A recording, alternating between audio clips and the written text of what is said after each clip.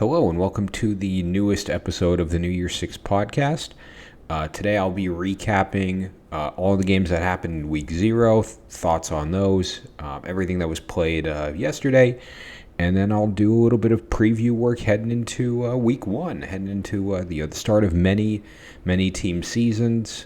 Week 0 was a wonderful appetizer to the rest of the season that we're about to get. So let's kick it off. So what I'm going to do for weekly recaps, this video and beyond, I'm going to go conference by conference and, quickly review, the games that were played. I'm going to focus from the winning side. And then within the conference, call out an offensive player and a defensive player of the week for that conference. Other than that, from a format perspective, I'm going to do, the recap players of the week. I'm going to do a top 25, week after week. I'm not going to do one after week 0 because I'm going to wait until everyone's played a game. So in my week 1 recap, you'll see my first top 25 of the season so far, and then we'll go right back into next week's previews. So should be able to fire these out. I'm going to start off with Conference USA because the American didn't have any games. They did, but Navy got demolished. We'll do that in a little bit. ACC didn't play. Big 12 didn't play. Big 10 didn't play. So, gonna head over to CUSA. We had 2 winners in the conference. That handled their business. Louisiana Tech. A tough fought game against FIU. Squeaked it out, but FIU, I think, from when I watched, controlled a lot of the pace of play for the majority of the game. I don't know if that means FIU is on the trend up. I don't know if it means Louisiana Tech is on the trend down. I don't know if it just means both teams aren't that good. But 1-0 is 1-0. Doesn't matter how you get it. Doesn't matter how you do it. The result is what matters. But big congrats to Jacksonville State for winning their first game at the FBS level. Took care of business against UTEP. Won a close one there. That was the game, from this week that I picked Jacksonville State outright to win. So, kudos to them to make that happen. Welcome to the FBS level. I think it's going to be tough for them to replicate a lot of wins over the course of the season, but a big win at home in your FBS debut goes a long way with building up morale within the team and the backing of the fans there. So from the offensive side of the ball, who I want to give the Player of the Week award to, I'll go back to Louisiana Tech, and I'll give it up to Smoke Harris. Really that X factor on offense. The whole offense kind of ran through him if you want to look at it that way. 11 catches for 155 yards and a touchdown. Clearly the top receiver out there for Louisiana Tech. The key difference maker to to Louisiana Tech losing versus them winning, and his efforts took home the W against FIU. On the defensive side of the ball, I'll go back over to Jacksonville State. They won because they held in. They did what they needed to do, and that conference player of the week. There we go. We'll get the title right. Jeremiah Harris. So 7 tackle performance, but then came up super clutch in the fourth quarter. Had a pass defended, and then with a minute and some change left, picked off the ball and sealed it for Jacksonville State. It's a program-defining interception when you look at it that way. It puts them on the radar. It lets people know that they are here and that they're not playing around. So, congrats to Jacksonville State. Great job, Jeremiah Harris, and Smoke Harris on Louisiana Tech taking care of business against FIU. But I think both teams walk away with 1-0, and hopefully feeling good heading into week 1. So heading over to the independents, I'll start with Notre Dame just demolishing Navy 42-3. I mean, it is a magnificent bounce back year over year. Where I think, if I recall correctly, Notre Dame won last year 35-32, something along those lines. It was by like a field goal. Notre Dame is, I mean, they looked tough. And I know it's Navy, like you are supposed to look that way, but O-line looked very, very good. Sam Hartman looked very, very good. Audric Estime looked very, very good. Defense, I think, looked decent enough. Fortunately, I think from a scheming perspective, you just have to box up more. Didn't really get to see the DBs tested a whole lot, but Notre Dame did what they needed to do. They went to Ireland.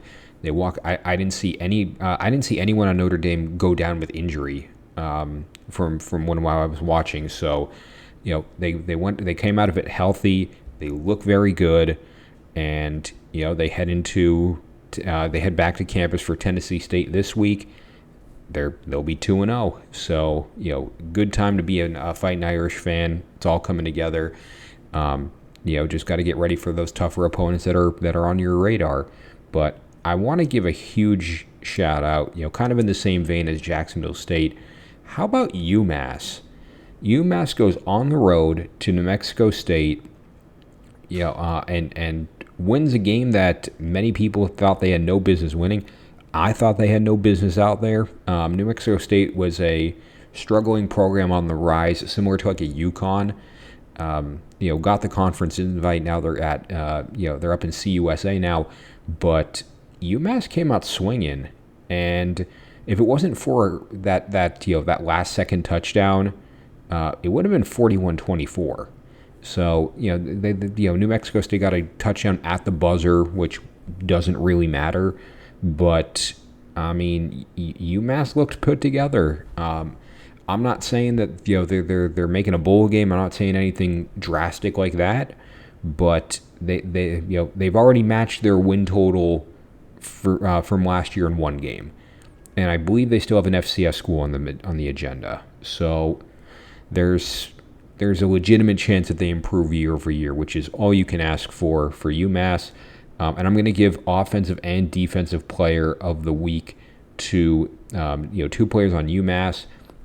As much as I could give them the players on Notre Dame, I do take into consideration the level of competition of these games. So Notre Dame playing against a Navy team that's not on their level, to me, minimizes the effort that's been made versus UMass and New Mexico State, which theoretically are on the same level as they are both group of 5 teams. A bigger performance against those teams, speaks more volumes than beating up on Navy. So no disrespect to Notre Dame, they had a phenomenal game, but gotta give credit where it's due. And I'll give it to UMass. On offense, they were run heavy. They scored, I think, three or four touchdowns, with the running game. And a lot of that came from Tayson, and I'm gonna try to not butcher your name, Tayson Fomachan. That's my final guess at it. Maybe I'll get it by the end of the season. But 192 yards passing, so definitely their guy back there. But 96 yards rushing, got a TD on the ground. Just a good game manager quarterback for UMass. It's such a step up from where they were a year ago, and you got to give the QB play credit for that. On the defensive side, I liked the play of Isaiah Rutherford. 3 tackles, but then a pass defended and then a pick 6. So when you take it to the house, you put your name on the scoreboard. It helps motivate your team. The sideline goes wild when they see a DB taking it for 6. So, from that perspective, I think he's definitely a catalyst on the defensive side of the ball to help make that happen. So, 3 tackles, pass defended, and then a pick 6 there for Rutherford. So, congratulations to UMass, Rutherford, and Fomachan for going out to New Mexico State, getting the win. I read somewhere that's their first road season opener win since like 1973, which is crazy to think about, but UMass has struggled, and right now they have the best record in all of college football. They're tied with 6 other squads. So good job UMass, and good job Notre Dame for putting it together and doing what they need to do against Navy. Heading over to the MAC, we're going to skip them because they lost to San Diego State. So we'll go straight to Mountain West and talk about San Diego State. As the only winners in the conference this week, due to San Jose State's loss at USC. So we'll get to them in a little second. But yeah, I mean, the kind of the clash of two upper level group of 5 schools. I said this was going to be the game of the week. I think from a scoreboard perspective, it was one of them. Definitely more of a defensive battle, but got to give credit where it's due. San Diego State took care of business, on their home field. Sent Ohio back to Athens with a loss. It was a close one, 20-13, but I think the expectation was that it would be close. So San Diego State, and then let me just do their players of the week for Mountain West. They're both going to come from San Diego State as the only winners in the conference. So on offense, Mark Redmond, just for being a focal point of the passing game. 5 catches, 62 yards, 2 TDs. Those 2 TDs alone, assuming there's an extra point afterwards, that's the win. So take Mark Redmond out of the equation, Ohio beats San Diego State just flat out. So Mark Redmond's the difference maker there. He made that happen. And then on defense, Cody Moon with an 8-tackle performance. That's the type of play that they need out of him in that linebacker role. Good to see the transfer, walk in, make that type of immediate impact, and then, take it back home. So, congratulations to Cody Moon, Mark Redmond, and San Diego State for defending home turf against a tough Ohio team. All right, now we're going to go to the Pac-12. Only 2 games left to cover. So Pac-12, USC took care of business against San Jose State, 56-28. Defense still looks like a problem. Caleb Williams is the solution. Don't get me wrong. He's a phenomenal quarterback, but the defense did not look like it's good enough to go up against Oregon. Did not look like it's good enough to go against Notre Dame. Did not look like it's good enough to go against Utah. They struggled for the first, I want to say half, maybe 3/4, where it took a while for USC to really pull away, and it shouldn't require that type of effort from Caleb Williams against San Jose State. If they want to do a 56-28 game against UCLA, that makes more sense. But San Jose State, you got to take care of business no matter what position group you're a part of. But players of the week for Pac-12 as the only winners and the only players. Offense got to be Caleb Williams. Starts his Heisman attempt number 2 campaign with a strong performance, 278 and 4 through the air. Again, that's a good performance, especially when he got taken out in the 3rd or the 4th at some point. It's just not worth having him out there, and that's fine. You got to risk. You can't risk injury. You got 11 more games that are way more valuable than beating up on San Jose State. So 278 and 4. Impressive performance as always, and he kind of set the tone for what's coming. On defense, not a lot to pick from. I got to tell you, there's no superstar players out there. At least in my perspective, I'm going to go with Jalen Smith for a 7-tackle performance. So, that's the way I'm looking at it.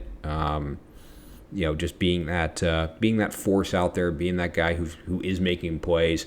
Tackles are tackles; they are what they are. But they're necessary. It's not flashy. It's not it's not a pick. It's not a forced fumble. It's nothing like that. But 7-tackle day is nothing to shy away from. And again, the defense got to get better, but 7-tackle performance is important. So Congrats to Jalen Smith, Caleb Williams, and USC for making it happen this week against San Jose State.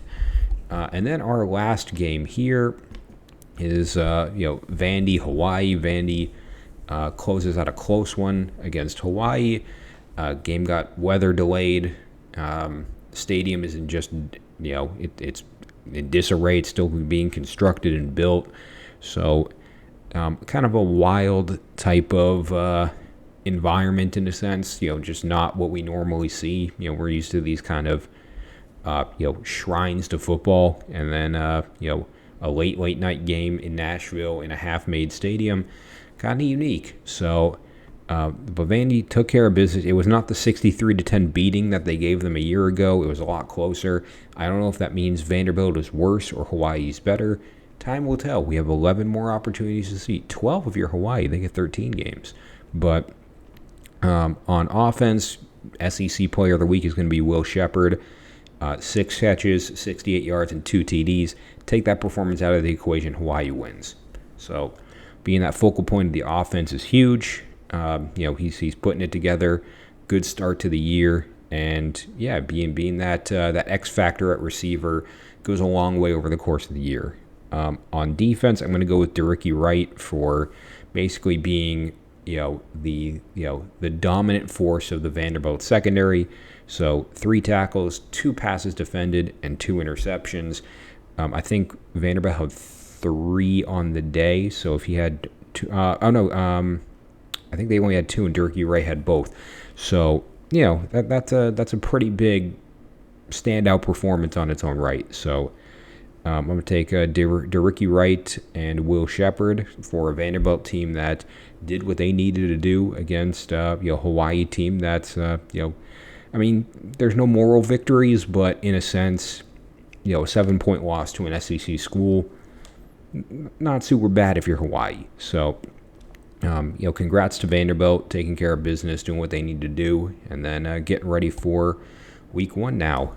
And then we got nothing in the Sun Belt, so we can head straight to week 1 previews because I'm not doing the top 25 right now. So let's get into the Thursday games. And like last week, I'm going to take 5 games that I think are a little bit more high value. They're going to get their own video.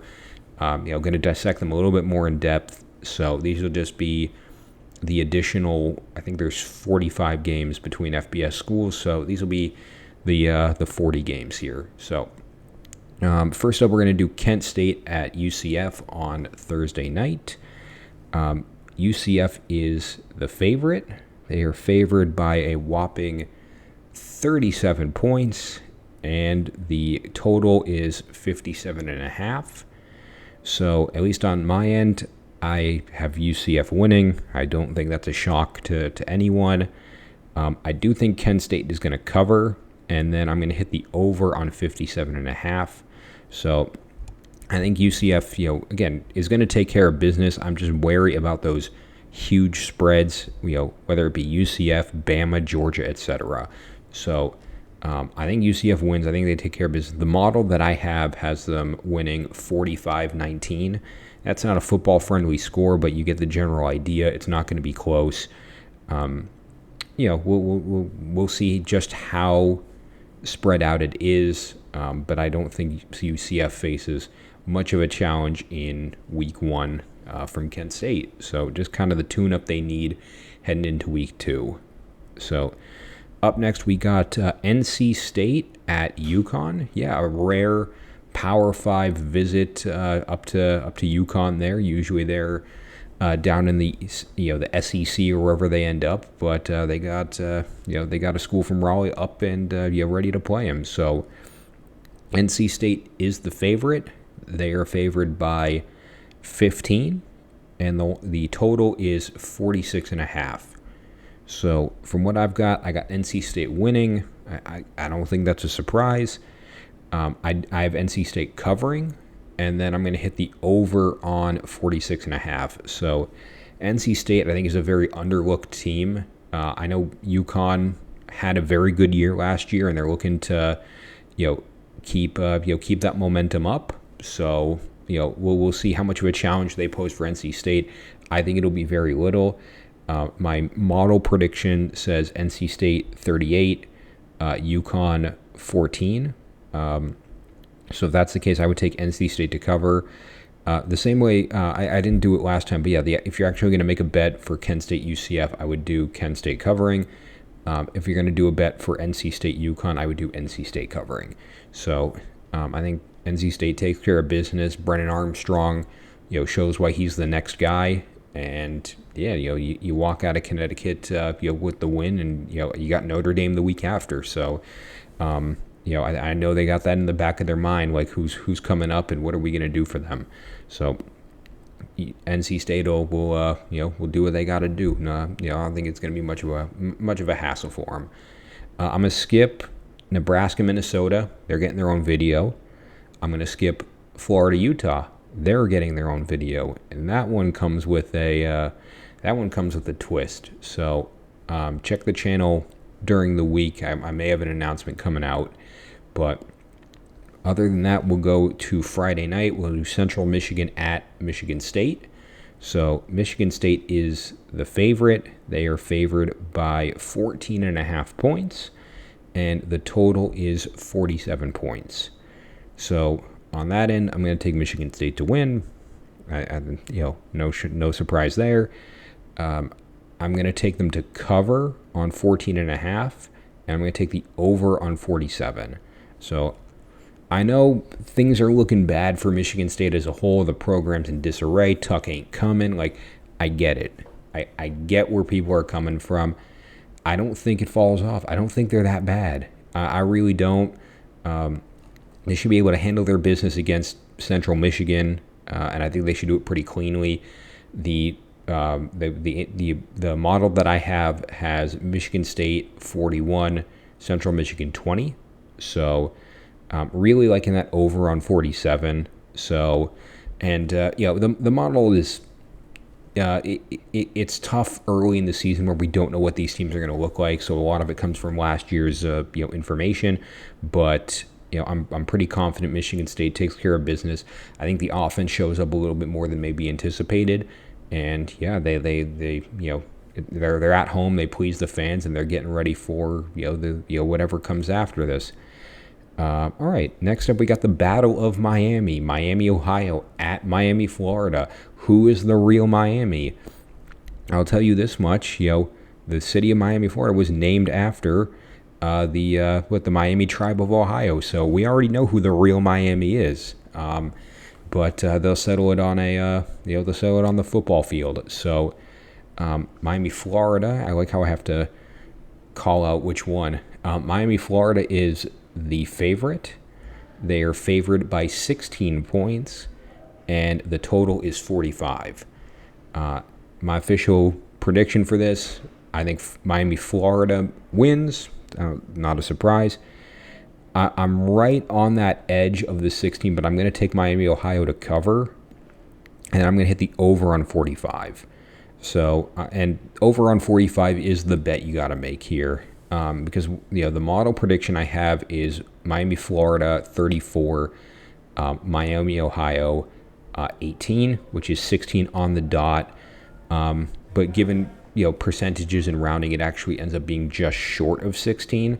So 16 from a Vegas perspective is about the perfect mark from my point of view.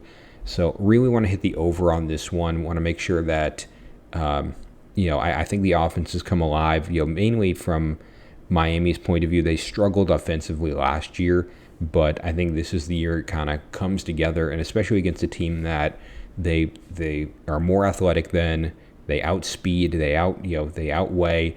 It should be quick work. So I'm gonna take Miami, Florida to take care of business, but really like that over on 45. All right, next up is Louisville versus Georgia Tech. It is technically a neutral site game, even though it is in Atlanta. It's in I think it's in Mercedes, Mercedes-Benz Superdome versus, Bobby Dodd. So. In that case, an ACC conference game matchup, Louisville is the favorite. They are favored by 8 points, and the total is 49.5. Should be a close one, 8-point spread, but I'm going to take Louisville to win. I will take Louisville to cover, and then I'm going to take the under on 49.5. And the under on 49.5 is the one that I like a little bit more. I think Louisville is a very slept-on team this year. I think they very well could contend for the ACC, and I don't think that's I don't think that's necessarily controversial. It's kind of interesting in the community where you get your favorites that everyone kind of loops together, and then everyone kind of agrees on who the sleepers are. And I just kind of think it's funny where it's like, well, wouldn't the sleepers be the people that no one here is talking about? If you're talking about them as a sleeper, they're not sleepers. So I'll take Louisville to win. The model that I've got has Louisville 28, Georgia Tech 19. So that's a 9-point win, so just above the 8. And then 28-19 is like 47. So just under that 49.5. Good lines from Vegas as a whole, but I like the 49.5 under a little bit more. But yeah, I think Louisville should take care of business and really gear up for potentially a pretty special season when it's all said and done. Next up, we got the last game on Friday night. This would be Stanford at Hawaii, so it is going to be a road game for Stanford. They are the favorite. They are favored by 4 points, and the total is 61. This is where my modeling gets a little weird in the sense that I do use week 0 data for the teams that played in week 0. But the teams that did not play in week 0, you get 2022 data. So this is where it's not going to work out 100%, but I'm still confident in the basis of the predictions. So I think Stanford wins. I think they cover, and I think they hit the over. Again, Hawaii lost to Vanderbilt. I think Stanford is a better team than Vanderbilt. I know the time zone difference and the travel difference is going to have a negative impact on Stanford, but at that same time, it really didn't have a negative impact on Vanderbilt last year when they went out and put 63 on them. So I look at it from that perspective. I think Stanford is a program on the rise with a first-year head coach, and I think they'll take care of business. The line the total I have is Stanford 46, Hawaii 23. So I really like the +4 there, or the -4 there. Do I think Stanford is going to score 46 points? Probably not. That's the issue with using week 0 data, but at that same time, it gives me a general vibe of how Stanford's going to operate. I think they're going to be a lot better offensively this year. I think the defense will be more intact, but I don't think Hawaii poses much of a problem for them. So, all right, we are now officially on Saturday. So I'll kick it off with Utah State at Iowa. Iowa is the favorite. They are favored by 25 points, and the total is 43.5. So I'm going to take Iowa to win. I don't think that's controversial. I think that's kind of par for the course. I'm going to take Iowa to cover, and this is going to sound crazy, but I will take the over on the 43.5, and that's actually what I would lean towards. I don't think Utah State's defense is anything special, and as bad as Iowa's offense is every year, I think they should be able to, have some sort of feeling of life compared to, this type of defense. This is not Michigan. This is not Ohio State. It is Utah State. They should be able to take care of business, and, the offense should be able to put some points on the board. The number I have is Iowa 39 and Utah State 13. And I know 39 is not a football-friendly score, but it kind of just goes to show that 43.5 over is much more appealing than the over on 25. So I think Iowa takes care of business against a cream puff in week 1, and gets ready for Iowa State next week. So that's got to be on their mind. Get through this, win confidently and then get ready for a rivalry game. Next up, we got Ball State at Kentucky. So Kentucky is the favorite here. They are favored by 26.5, and the total is 48.5. So I'm going to, on my end, I'm going to take Kentucky to win. Again, a pretty obvious one. I am going to take Ball State to cover, and I will take the over on 48.5. So we'll see what Kentucky does. I just look at last year's team. The offense was anemic. The defense was pretty lights out for the most part, but I really want to see what those changes look like. If the offense is better, maybe maybe they cover on 26.5. But again, if we're going off of last year's type of idea of what Kentucky looked like, and if Devin Leary is the same type of quarterback as Will Levis, because they have similar skill sets, then at least on that end, it's going to be tough to see Kentucky cover this. My model has Kentucky 37, Ball State 15. So it should be that's like a 22 point. So it'll be close to 26.5, but I don't see it going over. I don't see this being the blowout that Vegas thinks it is. So, but they'll still take care of business. They'll end up 1-0. Kentucky's schedule is a joke for the most part, so they should be 3-0, 4-0, etc. Heading into the meat of their season. I'm going to do Bowling Green at Liberty next. So this is one that, at least in mine, is a little bit more interesting. Liberty is the favorite. They're favored by 10 points, and the total is 50.5. I'm going to go with the Liberty wins. I'll go with Bowling Green covers, and I'm going to go over on 50.5. That's the one I would lean towards if you're thinking about this game. Again, two Group of 5 schools, Liberty being closer to the top end of it, Bowling Green usually somewhere in the mid-bottom, but I think Liberty takes care of business at home and really gets ready for what the rest of the season is going to look like. The model I have has a 7-point win. It's going to be 31-24, so that actually is more of a football score, which is nice. But so I like that 50.5 over. At least on mine, I think that's far more likely one way or the other. It's easier in the early season, especially at the Group of 5 level. The defense makes a glaring mistake, and then the offense, capitalizes on it. That's the type of stuff that I expect to see early. That's why you're going to see a lot more overs than unders, because again, like at least in my end, there's still communication issues that are being worked out. There's still depth issues that are being worked out on a lot of these teams. And I think it's going to be favorable for the offenses as a result of that. And, in this case, both will capitalize. But I'm taking Liberty to win. Still going to be a 1-score win instead of a 2-score win. But, either way, 1-0 is 1-0. Next up, we got East Carolina at Michigan. So, another tune-up game for Michigan. That's their first, 3 or 4 of the season. They play no one good out of conference, and I think their first conference game is Rutgers. This is the first game that Michigan will have without Jim Harbaugh. He has a 3-game suspension, and really just anyone with a pulse on that sideline is going to be coaching. I don't know if it's coordinated. I heard his dad is coaching, so we'll see how it goes. But Michigan is the favorite. They are favored by 36.5, and then the total is 52. Surprise, surprise, I think Michigan's going to beat East Carolina. Breaking news. But I do think ECU covers. And then I really like the over on 52.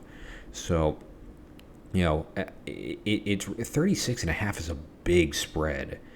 Any way that you put it, it really means, I haven't done the math, but, if you really break it down, 52 and 36.5, divide that out and then subtract from both sides.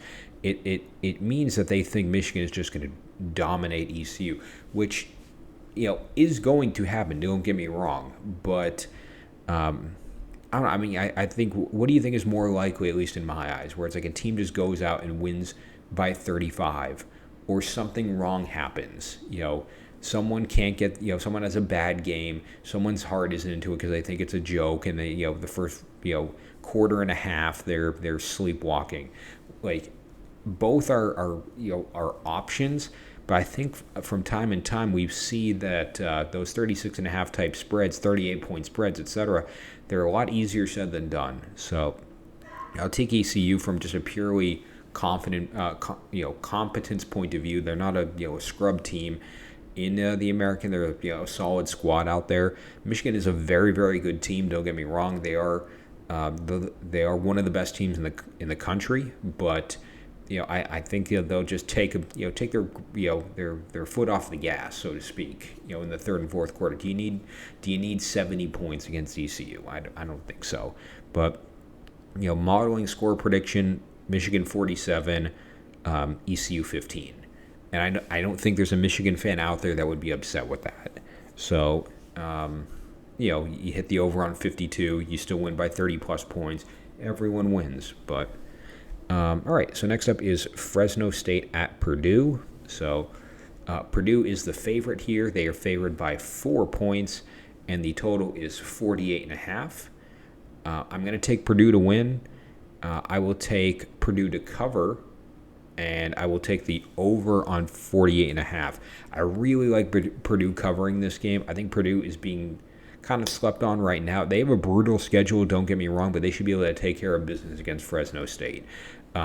First game head coach, and really interested to see how this all comes together.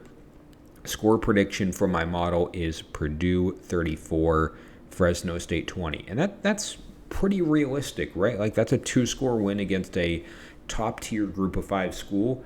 That's a very good chance of happening. So I'm going to take Purdue to win. I'll take the points for Purdue. I think they start off 1-0. It's a good start, and if they can capitalize on it, they could be dangerous. They're always in the thick of it, even when you don't think so. All right, so next up is Louisiana Tech at SMU. So from that perspective, SMU is the favorite. They are favored by 20 points, and the total is 65.5. So I will take SMU to win. I do think it's going to be significantly closer than 20 points. So I'll take Louisiana Tech to cover, and I'm going to take the under on 65.5. So, and again, I'm using Louisiana Tech's, I'm going to take Louisiana Tech's game against FIU, and take that into consideration. SMU has all of last year to make up for it. If SMU improves dramatically, specifically on the defense year over year, this is going to be potentially a 20-point game, as Vegas says. I just don't know enough to make that prediction offhand. My model has SMU winning 28-27, so it's a 1-point game. So I like the under on that end, but I really, again, a 20-point spread, I have it as a 1. That's a 19-point curve the other way. So even if it's a 10-point game, I'd still win. So, yeah, I mean, I think SMU is a very talented team. Louisiana Tech did not look good last night. So, this is one of those riskier ones, but I think when it's all said and done, we'll learn a lot about both teams after week 1. All right, so next up, Virginia versus Tennessee. I believe this game is in Nashville, so technically no home team, both on the road. Tennessee is the favorite. I think that's kind of obvious. They are favored by 28.5, so pretty big spread, and the total is 57.5. I'm going to take Tennessee to win. Shocker, I know. I'm going to take Virginia to cover, and I'm going to take the under on 57.5. So there's just a lot of question marks on both teams right now. Tennessee has a ton of turnover. Virginia, again, their season ended tragically last year. How do they respond back in this new year? New quarterback announced, and I'm very interested to see what both teams look like. And again, when we're using a lot of last year's information to help predict this, but I'm going to say Tennessee 35, Virginia 20. So 15-point game, 55 on the total there. So again, I like UVA to cover. I know Tennessee fans would probably be disappointed if that's what the outcome was. But I don't know what they look like right now. I can't confidently say Joe Milton is as good as Hendon Hooker. I've seen Joe Milton play enough times in my life to see him overthrow receivers by 10 yards. Are we getting that guy, or are we getting the dude who tore up Clemson? Can the receivers that they have replace the guys that went off to the NFL? If they can, then maybe we're cooking with gas heading into week 2. I can't tell you offhand what they're going to look like, so I have to go off kind of that assumption that they're not to that level. But I think Virginia covering is the one that I like the most personally from this game. Next up is Colorado versus TCU, the debut of Coach Prime, and certainly a game with everyone's eyes on it. TCU is the favorite. They are favored by 21 points, and the total is 59.5. I'm taking TCU to win. Sorry, Prime. Easier said than done. I'm going to take TCU to cover, and then I'm going to take the over on 59.5. So the cover was small. The model I have has it by a half a point. So 21 is a pretty perfect spread from a scoring perspective, but the score that I have is TCU 42, Colorado 20. So that's actually 22, but so it's a 1 point difference, but with rounding and all that fun stuff. So I like the over on 59.5. I think TCU bounces back strong. Again, they're missing they're missing Max Duggan. I think they recover no problem there. But again, 20 points on Colorado. This team is still going to gel. They still need time, and they're playing they're playing a team that made it to the national championship last year in their first game. It's not fair to judge Colorado based on this game alone, unless it's really bad. Don't get me wrong. If they get blown out 50-0, there's going to be judgment. But a 42-20 game with a brand new team against a TCU team that went to the national championship last year, I don't think that's that bad, personally speaking. But all right, so heading up to Northern Illinois at Boston College. So Boston College is the favorite. They are favored by 9.5 points, and the total is 52. I think Boston College wins. I think they cover, and I think you hit the over on 52 here. NIU is just not a very good team. It just kind of is what it is. I think Boston College was bad last year, but they have a pretty good opportunity to bounce back big time this year. My score prediction from modeling perspective is Boston College 42, Northern Illinois 22. So a nice 20-point win to open up the year. BC fans all over the world would be happy. But yeah, I like the over a little bit more. I think it'll come together nice, but we'll see what both teams going to look like. I think Boston College is a sneaky pick in the ACC. They struggled last year, but they could be one of those teams that is up this year. We will see, but first test against Northern Illinois, I think they take care of business, and they look forward to whatever's coming up next on their schedule. So, all right. So next up is Arkansas State at Oklahoma. So Oklahoma is the favorite, obviously. They are favored by a whopping 35 points, and the total is 58.5. So I'm going to take Oklahoma wins. I will take Arkansas State to cover. I don't like my big spreads, and then I will take the over on 58.5. So on my end, again, imagine they look at this game and basically what Arkansas State is already up by 35 points. That's basically how I look at this game. Like that is a tough mark to beat. Just from the coin flip, Arkansas State's up 35-0. That's a tough one. So, from my perspective, that's easier said than done. No disrespect to this Oklahoma team as a whole. I think they take care of business, but there's still some questions out there that we need to answer. We really need to see if the defense steps up this year. It is a venerable specialty, but if they can step up against Arkansas State, it shows that they can be ready for the rest of the year potentially. The score I've got is Oklahoma 48, Arkansas State 21. I know they probably want to, if it was, 48-14 or 48-10, I think they'd be happier. But I think Oklahoma still takes care of business. A win's a win. Just get out healthy and get ready for whatever is the next on your schedule there. So next up is Akron at Temple. So, from that perspective, Temple is the favorite. They're favored by 10, and the total is 55. So I'm looking at it as I'm going to take Temple to win. I will take Akron to cover. I think it's going to be a close one. And then I'll take the under on 55. I like Akron covering a lot here. I think this is going to be a tight game. Neither team is that particularly talented from what we've seen year over year. Things could change this year, but again, if we're going based off last year's stuff, there's not a whole lot to celebrate on either team right now. So now score prediction for my model is Temple 28, Akron 26. So it is a close one. It's going to come down to the wire, but Temple will pull through. But Akron's going to cover. That's that's the move you make, and we will see what each of these teams really look like, and if they can make a dent into either of their conferences. So next up, we have Ohio State at Indiana. So from that point of view, again, a very talented Ohio State team. A team that's ready to make the playoffs and win a national championship. Loaded at receiver, good defense. We'll see how it comes together this year, and it's their first test is within their conference on the road in week 1. Ohio State is the favorite. They are favored by 29.5 points, and the total is 59.5.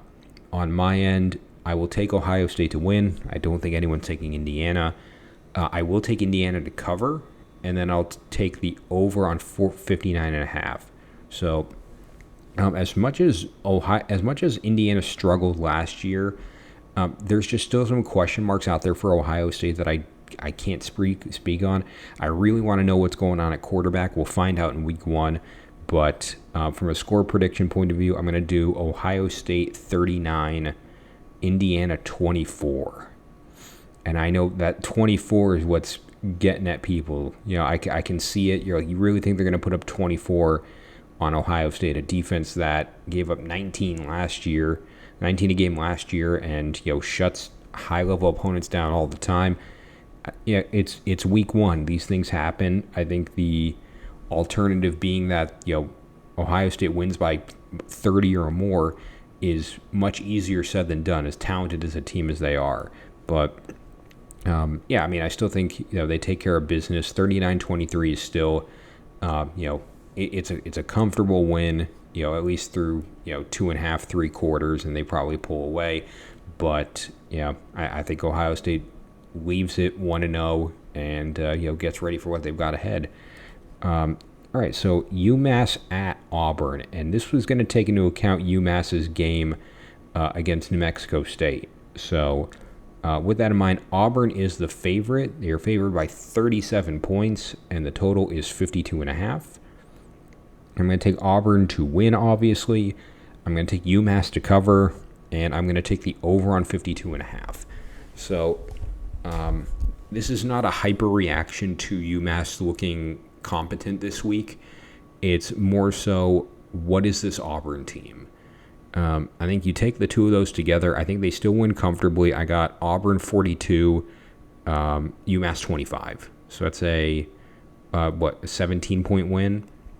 On paper, it's going to sound a lot worse than it is, but I really just want to see what strides Auburn's defense has made. I don't think the offense is going to have any problem scoring, but I want to see Auburn's defense look good.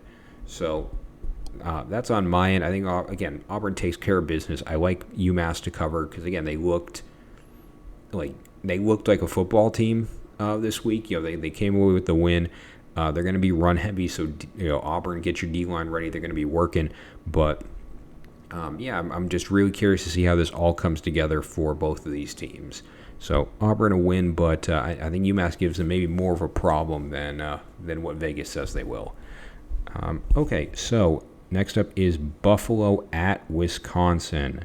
So With that in mind, Wisconsin is the favorite. They're favored by 27.5, and the total is 54.5. I'm going to take Wisconsin to win. I'm going to take Buffalo to cover, and then I'm going to take I'm going to take over on 54.5. Again, I think this is going to be a pretty easy win for Wisconsin.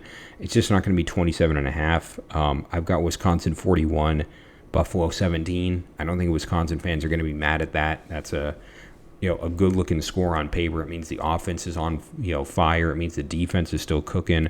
But yeah, I think Wisconsin wins pretty comfortably. Not to the degree of what Vegas says they are. So I do like Buffalo to cover because they're not a bad team in any way. But Wisconsin kind of shows off the new style of offense that they're running in the Luke Fickell era, and they take care of business in a pretty lopsided one. So I'm going to take Wisconsin, and they take care of business there. All right, so next up we got South Florida, or USF, at Western Kentucky. Western Kentucky is the favorite. They are favored by 11.5 points, and the total is 69.5. So I will take Western Kentucky to win. I'll take USF to cover, and then I will take the under on 69.5. So, from that point of view, from that perspective, Western Kentucky is a very talented team in its own right. USF comes in with a new head coach, a lot to prove. From a score perspective, I'm going to do Western Kentucky 39, USF 28, so right under that 11, or 11.5. It's still a comfortable win for Western Kentucky as much as the score may dictate. I like the under a little bit more, although this is a tough one for either. What's 39 and 28? That's 67? So, just under that 69.5. Not a whole lot of wiggle room, but I think it's a game that Western Kentucky shows up. Shows what they've got, particularly on offense. I do want to see USF, and what their defense looks like this year. They struggled big time last year, and even if they do give up 38, 39 points, it's still better than what they did last year. So I want to see that progress. I want to see that that step in the right direction, and see that USF made the right hire, even if it's not a win. We've got to see them be competitive. All right, so I'm going to move on to Boise State at Washington. Washington is the favorite. They have a lot of hype around this program right now. They're favored by 14.5, and the total is 59. I'm going to take Washington to win. I'm going to take Washington to cover, and I'm going to go just under 59. Like when it comes down to rounding, I think they'll it'll all sort out, but. Boise State is a good week one opponent for Washington. They are kind of the measuring stick of the group of five, so they're not this cupcake. It's not going to be New Mexico State. It's not going to be an FCS school. It's not going to be anything like that. They're going to give them a legitimate challenge, but I'm going to do with Washington 38, Boise State 21. So.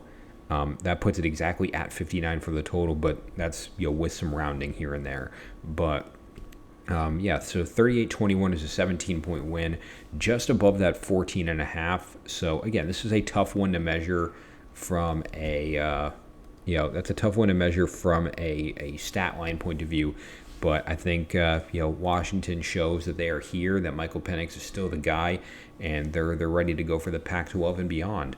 So looking forward to watching this game as well. This is going to be a fun one in the 3:30 spot.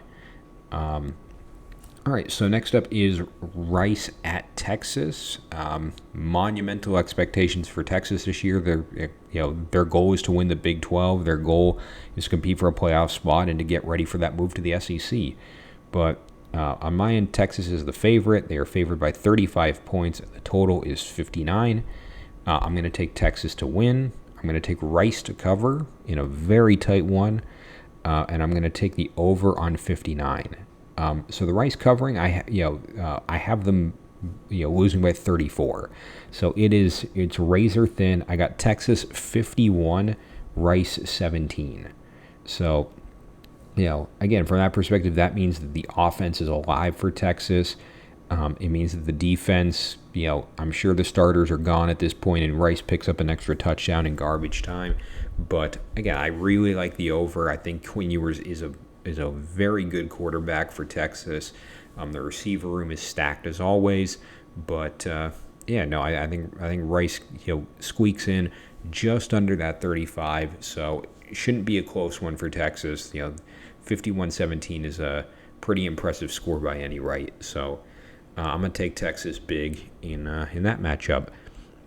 Moving on, we got Cal at North Texas. Cal is the favorite. They are favored by 7 points, and the total is 56.5. I'm taking Cal to win. I'm taking Cal to cover, and I'm taking the over on 56.5. I think this California team is again, this is one of those sleeper teams. This is a team that can make some noise this year when if it all comes together for them.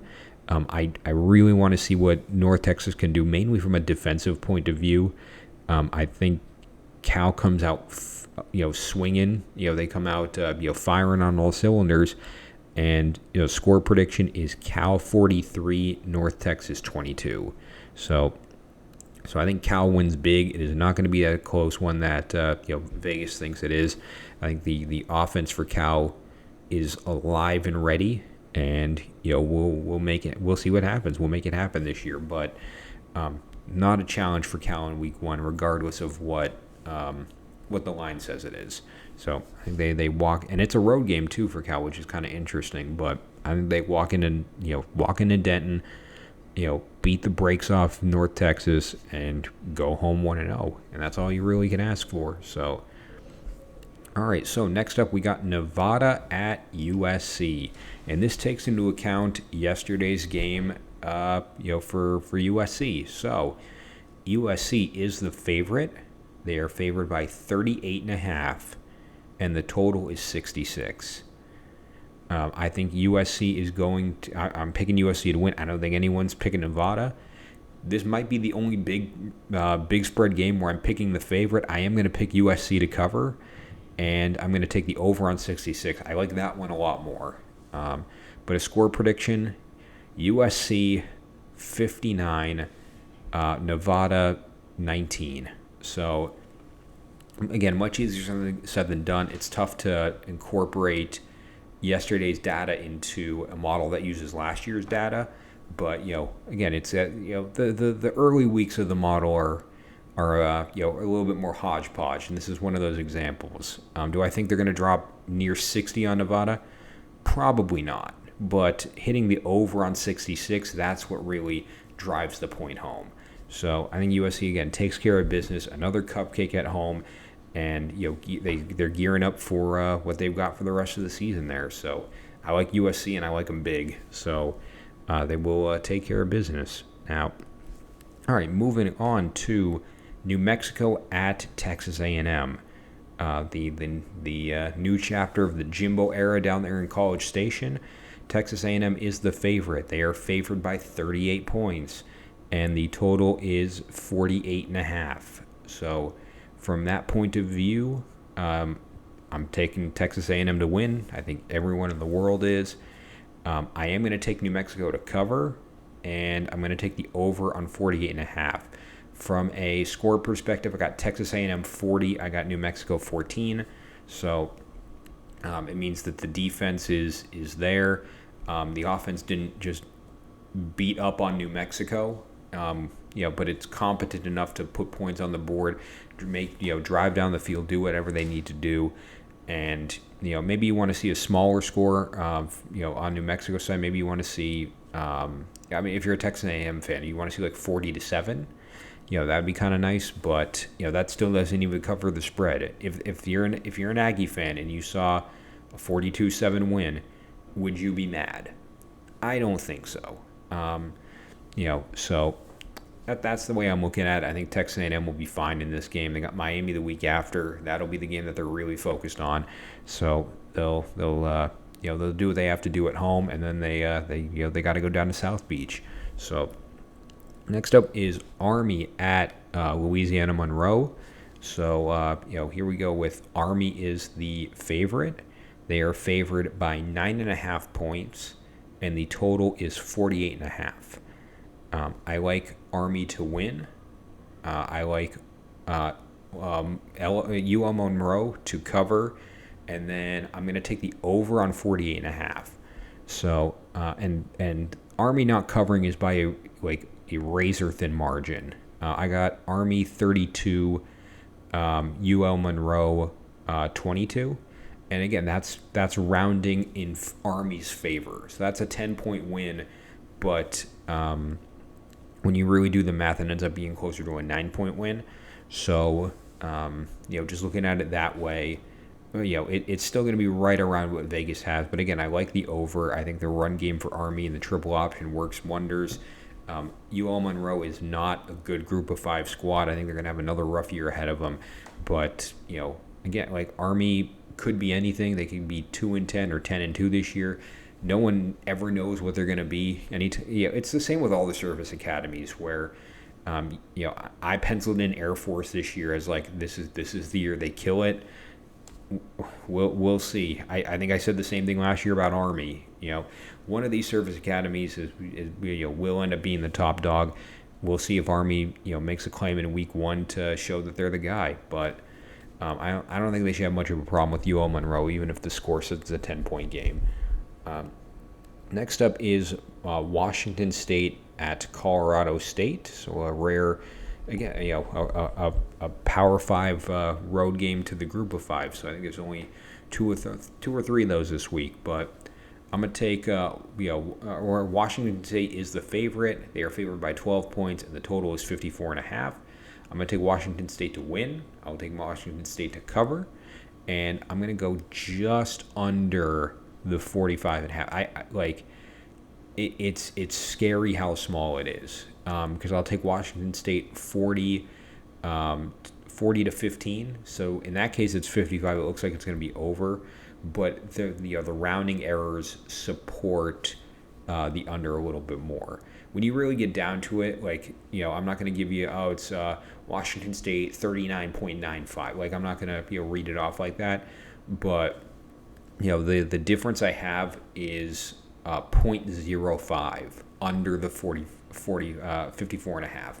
So, I like the under, but by a razor thin margin. I like the Wazoo covering a little bit more. And by a little bit, I mean a lot. I think this Colorado State team is still putting the pieces together. I think the offense is not there yet. It's going to take some time, but this Washington State team is one of the sleepers that we're talking about. And, if they're putting up 40 points think about it this way. Washington State wins 40 to, let's say 14 for the sake of, football numbers. 40 to 14.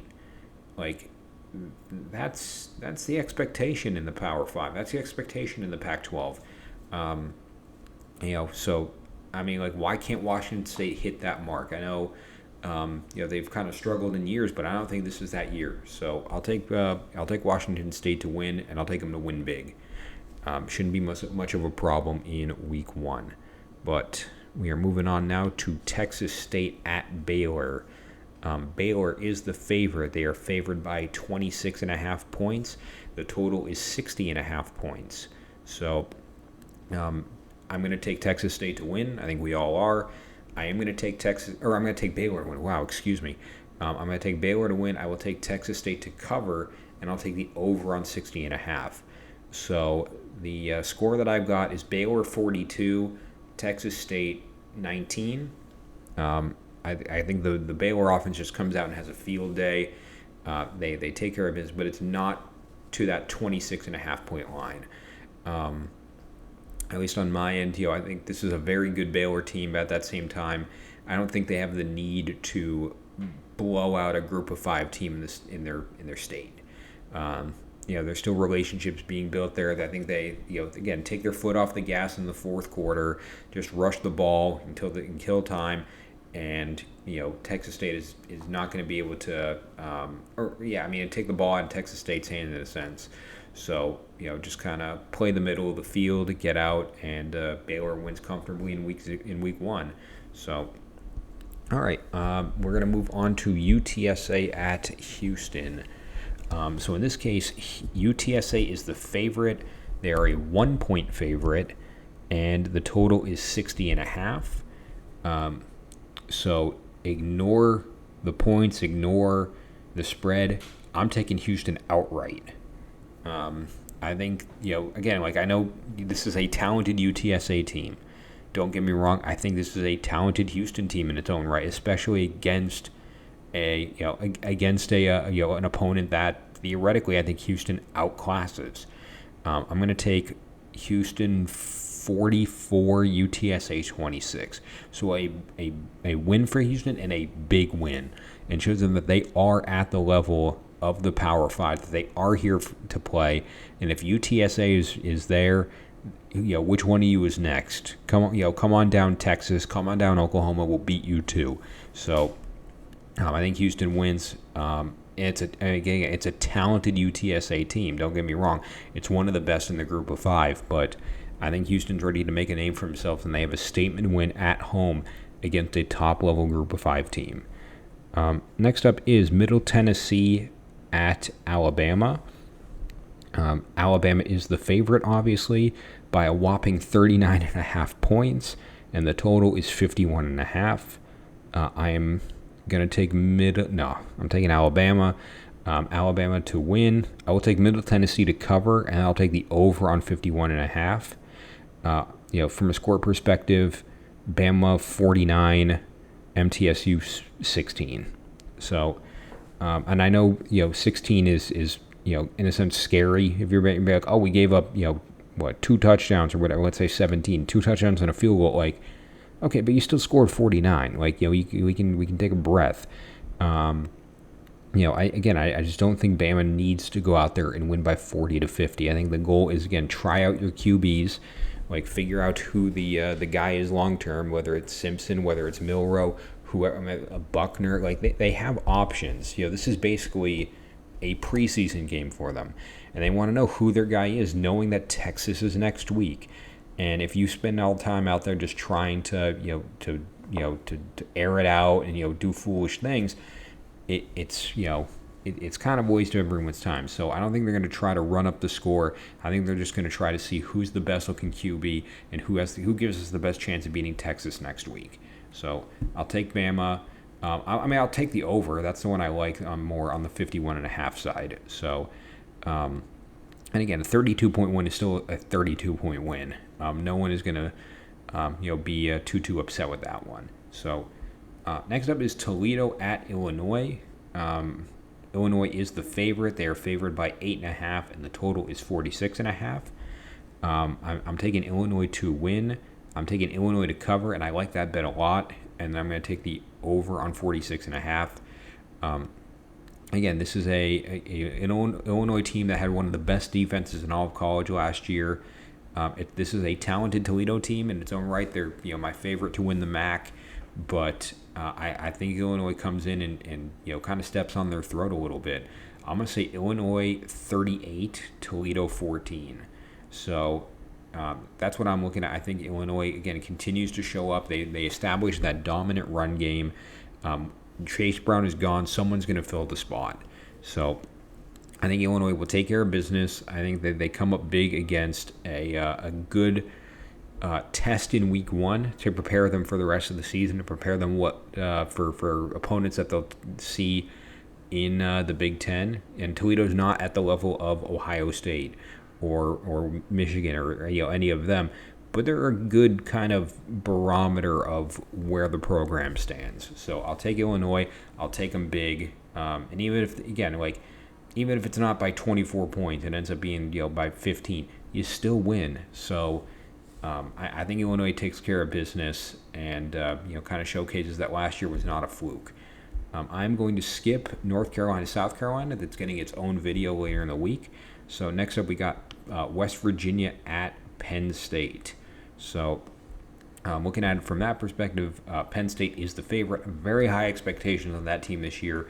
Very low expectations for West Virginia, but Penn State is the favorite. They're favored by 20, and the total is 50.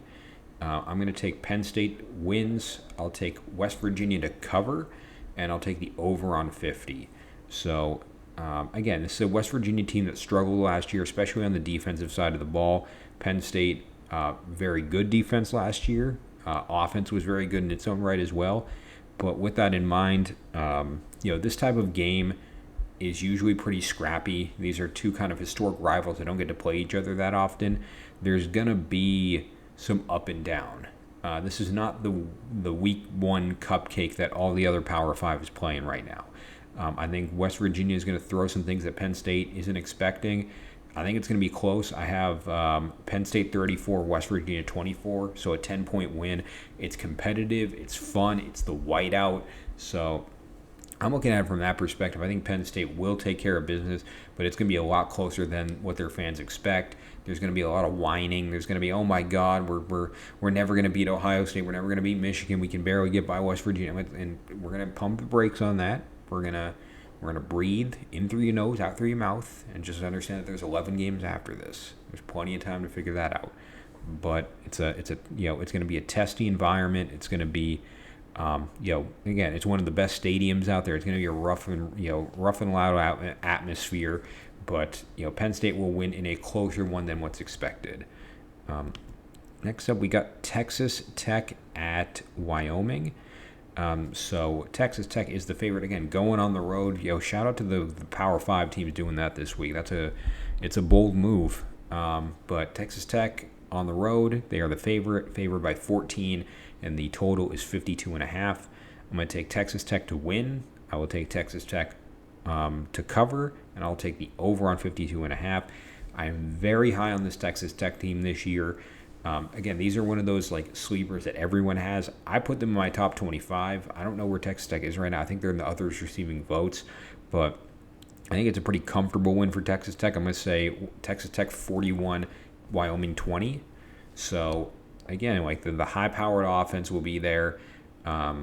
Texas Tech not a super good defense last year, but if improvements have been made, we'll kind of see what they look like. But again, it's a 14-point spread. I got them by 20, but I really like the over on 52.5. I think this is a good game for the offenses.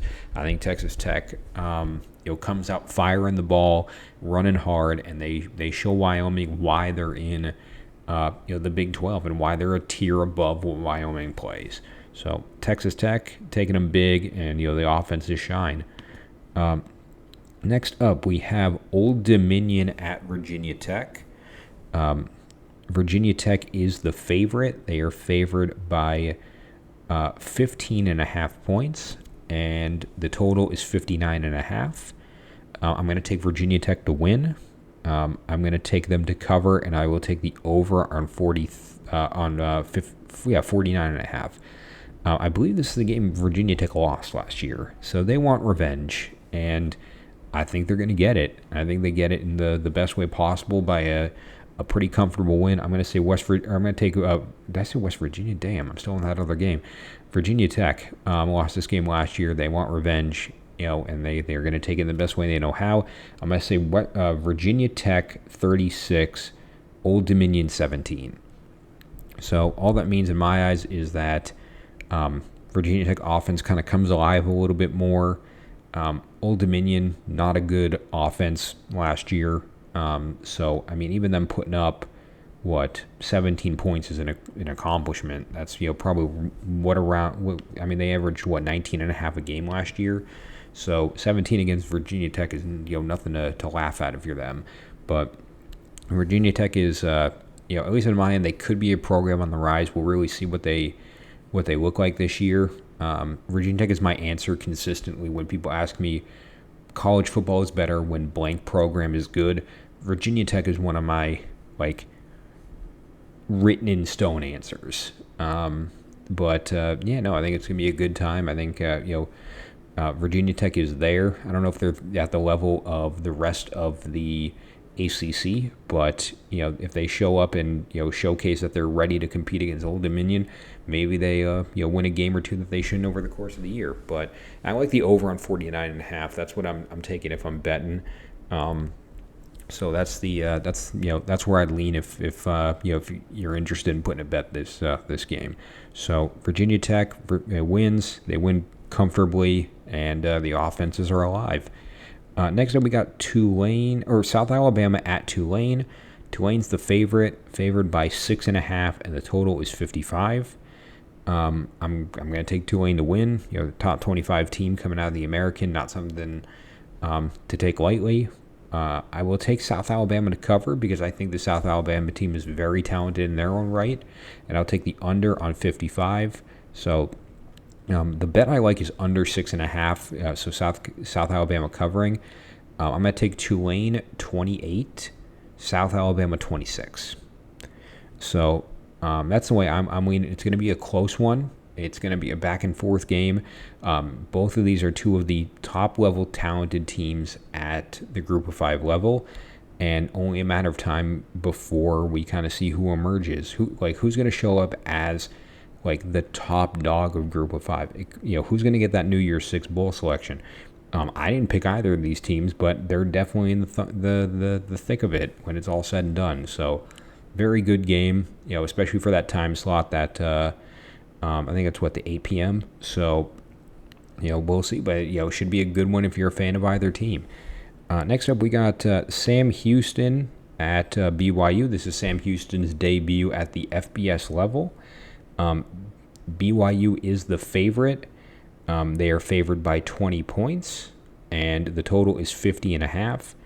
I'm taking BYU wins. I'm going to take Sam Houston covers. I'm taking the under.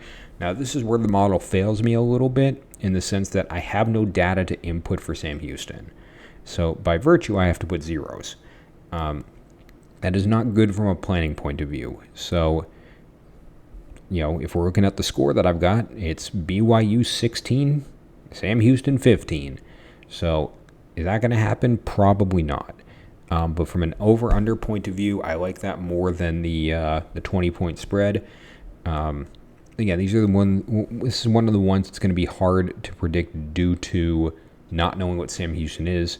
I think BYU, is a talented team in its own right, but I don't know enough about Sam Houston to accurately swing one way or the other. So I'll go safe. I'll pick the under on 50.5, and then after this week, where we'll get some data to start modeling with both these teams. So looking forward to it, but I'm taking the under until we see otherwise. So last game of Sunday is Coastal Carolina at UCLA. UCLA is the favorite. They are favored by 14.5, and the total is 65. I'm going to take UCLA to win. I'm going to take UCLA to cover, and I'm taking the over on 65. I think this UCLA team is high flying. I think they lost a lot, but they gained a lot in other ways. They're not being grouped in with the 5 contenders of the Pac-12. I think you will be sorry when you don't include them when it's all said and done. I'm going to take UCLA 50 and Coastal Carolina 21. So should win pretty comfortably. And again, is UCLA going to put up 50 points? Probably not. But this is how the modeling works. We don't know what these teams are going to look like. I got to go off the information that I can find. I got to go under what I can take in. And again, I like the UCLA offense last year. I'm going to like them this year. It's Chip Kelly. You can't go wrong with it. And I'm really interested to see how it stacks up to Coastal Carolina there. But I think UCLA wins. They win pretty comfortably, and the offense shows that they're elite and ready to go. All right, so we're heading into the Sunday slate. So I'm going to do Northwestern at Rutgers. Rutgers is the favorite. They're favored by 6.5, and the total is 40.5. I say screw the points, screw the total. I'm going to take Northwestern outright.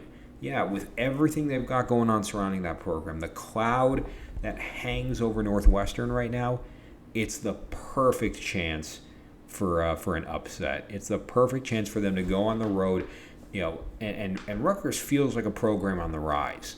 So for Northwestern to go in and say we're not the bottom, we're not what you think we're going to be, yada yada yada.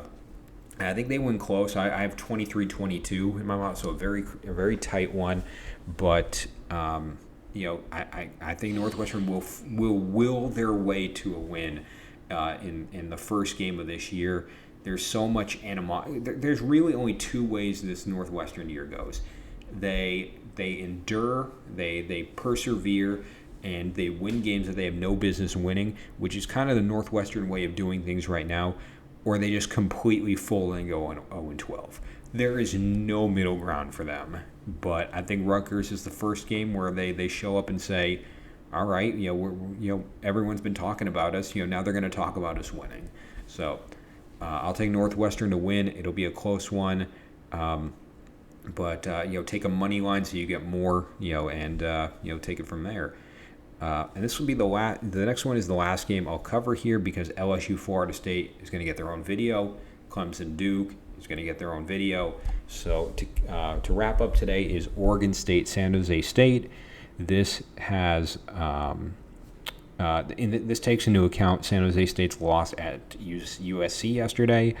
And these numbers are going to be pretty comical when you put that into perspective. Oregon State is the favorite. They're favored by 17, and the total is 54.5.